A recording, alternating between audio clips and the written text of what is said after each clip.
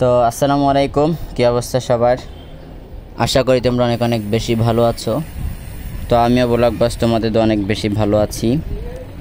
তো অনেক দিন পরে আর কি রাইডে বের হয়েছিলাম, একটু লং রাইডে, মানে অনেক দূর রোদ্দুর বা এত পরিমাণ গরম, তার ভিতরে রাইডে বের হইতে গেলে ভয় লাগে। তো তারপরেও আজকে ভোর প্রায় 5টা সাড়ে 5টার দিকে বের হয়েছি আমি। তো বের হয়ে তেরোখাতা পদ্মবিল ওই রাইখে আরও সামনের দিকে গেছিলাম।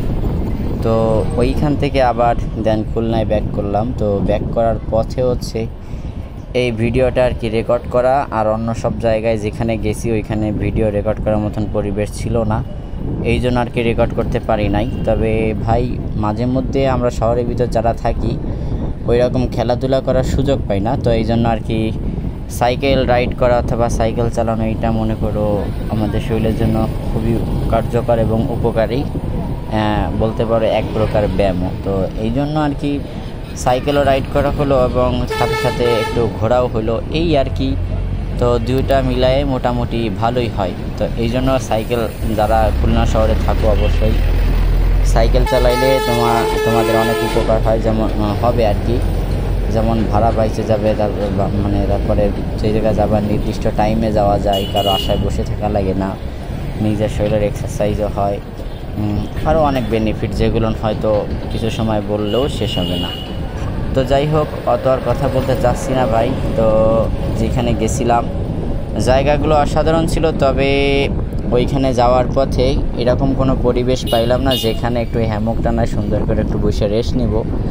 তো পরবর্তীতে ওই যে বললাম একটা আম গাছ পাইলাম, মানে আম গাছ, তার নিচে ছোট ছোট কিছু গাছ। ওইখানে আমি আর আমাদের খুলনা সাইকেলিস্টের সম্মানিত অ্যাডমিন সেই ভাই দুইজনে আমরা আর কি গেলাম, সম্মানিত অ্যাডমিন সেতু ভাই। তো সে আর আমি দুইজনে ছিলাম ওইখানে, কিছু সময় গল্প করলাম। ওই স্থানীয় মানুষরা আমাদের দেখে আসলে অনেক কথাবার্তা বললো। তো যাক, মোটামুটি সময়টা কিছু সময় এখানে কাটাইলাম। কাটানোর পরে দেন আবার খুলনায় ব্যাক করলাম।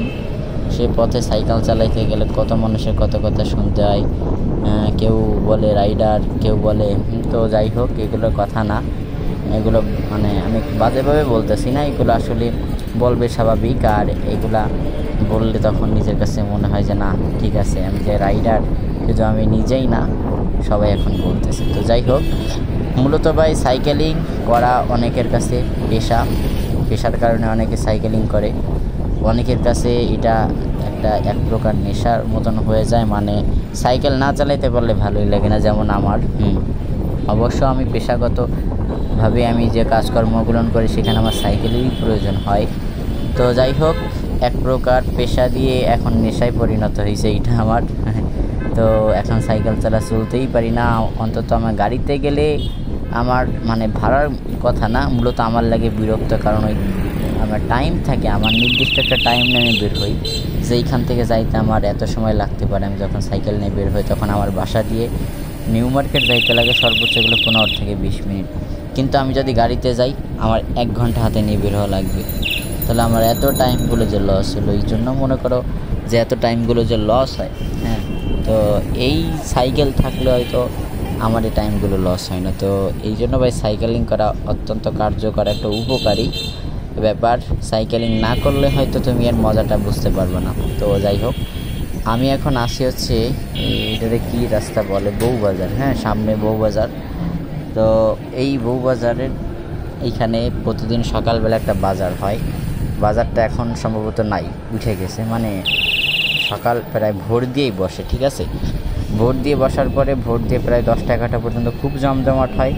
যারা চাকরি বাকরি করে তারা এইখানে এসে সকাল একদম 7টা 8টার ভিতরে এসে বাজার করে।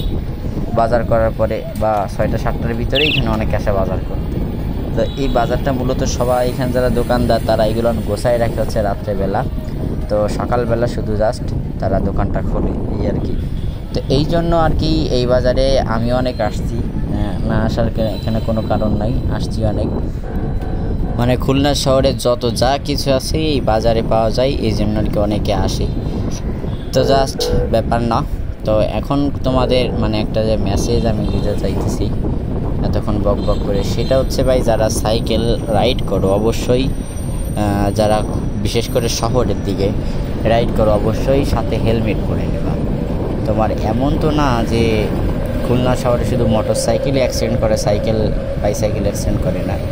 তো তুমি বাইচান্স তুমি পড়ে গেলা, পড়ে যাওয়ার পরে তুমি হাত দিয়ে নয় তোমার শরীরটা বাঁচা যায়, তোমার মাথাটায় একটা কোনো কিছুতে প্রচণ্ডভাবে আঘাত লাগলো, তখন তো তুমি জায়গায় তোমার মরে যাওয়ারও সম্ভাবনা থাকে। এই জন্য ভাই শুধু মোটর সাইকেল না, সাইকেলের ক্ষেত্রেও এই যে মনে করে সাইকেল যারা চালায় মাথাটা বাইরে থাকে, অবশ্যই সাইকেল অনেক কার্যকর, মানে সাইকেলের যে হেলমেটটা অনেকই কার্যকরী।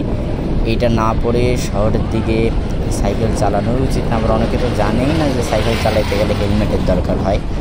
তো যারা জানে না তারা হয়তো এই বিষয়ে কখনো এরকম কোনো বিপদে পড়ে নাই, তবে যেদিন বিপদে পড়বে সেদিন বুঝবে, সেদিন আর হেলমেট পরার টাইম দিবে না, বিপদে একবার ডাইরেক্ট জমের বাড়ি পাঠায় দেবে। তো এই জন্য খুলনা শহরে বিশেষ করে যারা সাইকেল চালাও অবশ্যই তোমরা হেলমেট পরবা। না পরলে ভাই যে কোনো সময় একটা বিপদের আশঙ্কা থাকতেই পারে, স্বাভাবিক। তো এই জন্য হেলমেটের বিকল্প কিছু নাই। তো হেলমেট পরলে তোমার রোদে তোমার মাথাটাও কিছু ঠান্ডা থাকে, বিপদ থেকেও বাঁচা যায়, একটা সাইকেলিস্ট ভাব আসে, সব দিক দিয়ে আর কি বেনিফিট পাওয়া যায়। তো বিশেষ করে আমাদের খুলনা সাইকেলিস্টের যারা সাপ্তাহিক রাইডে আসো, মানে আমাদের সাথে যারা আসো আর কি, তারা বিশেষ করে হেলমেট পরে আসবা ভাই। হেলমেট না পরলে হয়তো সিনিয়র যারা আছে তারা রাইডে তোমাদেরকে অ্যালাউ করবে না। তো ভিডিওটার বেশি লম্বা করব না। তো ভিডিওটা যদি ভালো লাগে একটা লাইক করতে পারো, আর এতক্ষণ আমাদের সাথে থাকার জন্য তোমাদেরকে ধন্যবাদ। আর আমাদের ভিডিওগুলো পাওয়ার জন্য অবশ্যই চ্যানেলটা সাবস্ক্রাইব করে দিতে পারো। তো আল্লাহ হাফেজ, সবাইকে দেখা হচ্ছে আগামী কোনো নতুন ভিডিওতে। এই পর্যন্ত সবাই ভালো থাকবা।